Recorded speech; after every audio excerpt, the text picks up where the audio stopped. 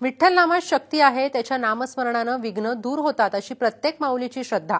पण आता या विठ्ठल नामाचा महिमा शास्त्रीयदृष्ट्या सिद्ध झालाय. विठ्ठल या शब्दाच्या नामोच्चारानं हृदयाच्या ऊर्जेत वाढ होतोय असा दावा पुण्यातील वेद विज्ञान केंद्रानं केलाय. या संबंधीचा एक प्रबंधही Asian journal of complementary and alternative मीडियानं या आंतरराष्ट्रीय नियतकालिकात प्रसिद्ध झालाय. पाहूया त्या संदर्भातला एक रिपोर्ट. ब्लड प्रेशर संतुलन, हार्ट रेट नॉर्मल, पल्स रेटही संतुलित. इतकंच नाही तर इको रेशोतील सकारात्मकरित्या वाढ.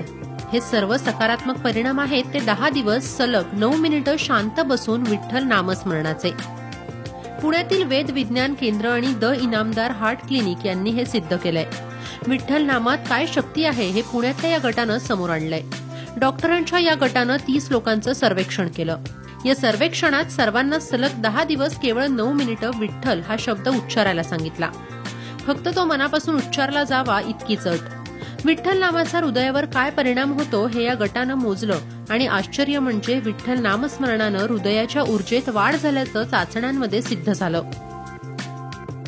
आम्ही 30 रुग्ण घेतले आणि त्यांना त्यांचे काही मेडिकलचे तपास, हृदयाशी निगडीत जे तपास आहेत ते सगळे आधी केले.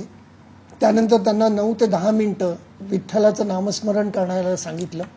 ते केल्यानंतर परत त्यांचा ECG, blood pressure, clinical examination, echocardiogram, त्यानंतर बायो स्कॅन वगैरे हे सर्व तपास केले आणि त्याचा संबंध ॲनालिसिस केल्यानंतर असं लक्षात आलं की या विठ्ठल नामाच्या नामस्मरणामुळे हृदयाची आकुंचन क्रिया सुधारते, त्यांचं ब्लड प्रेशर कमी होतं, हृदयाचे जे ठोके किंवा नाडी जी जलद होती ज्या लोकांची ती सुद्धा कमी आलेली होती.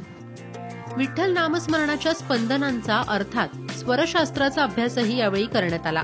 विठ्ठल नामाचा उच्चार करताना ठ वर येणारा जोर कसा थेट हृदयावर परिणाम करतो हे समोर आलं. 2 महाप्राण आणि 2 अल्पप्राण शब्द असल्यानं अनाहूत चक्रावर म्हणजेच हृदयावर या नामस्मरणाचा कसा परिणाम होतो हे देखील समोर आलं. अनेक डॉक्टरांशी चर्चा केल्यानंतर असं निदर्शनास येतं की वारकरी संप्रदायामध्ये त्यांची जाण्याची कपॅसिटी नसते, चालण्याची परिस्थिती नसते. 250 किलोमीटर अंतर 18 दिवसामध्ये पूर्ण करायचं असतं. ते मेडिकली ते फिट नसतात जायला, परंतु ते जाऊन येतात, परत डॉक्टरांना भेटतात आणि डॉक्टरांनाही आश्चर्य वाटतं. तसंच डॉक्टर इनामदारांशी पण त्यांच्याशी चर्चा केल्यानंतर त्यांनाही असंच जाणवलं की हे पेशंट नाही म्हणून सांगतोय तरी जातात आणि व्यवस्थित परत येतात चैतन्य घेऊन. तर ही खरी त्याच्या मागची प्रेरणा होती. वारीची परंपरा अनेक पिढ्यांपासून महाराष्ट्रातल्या घराघरात आहे. विठ्ठलाच्या नामस्मरणानं वारीची ही कठीण वाट कधी सरून जाते याची जाणीव वारकऱ्यांना होत नाही. मात्र ती का होत नाही याचं खरं उत्तर नामस्मरणातल्या स्पंदनांमध्ये आहे आणि आता संशोधनानंही ते सिद्ध झालंय. धर्मशास्त्र आणि वैद्यकीय शास्त्राची ही एक वेगळी सांगडच म्हणावी लागेल.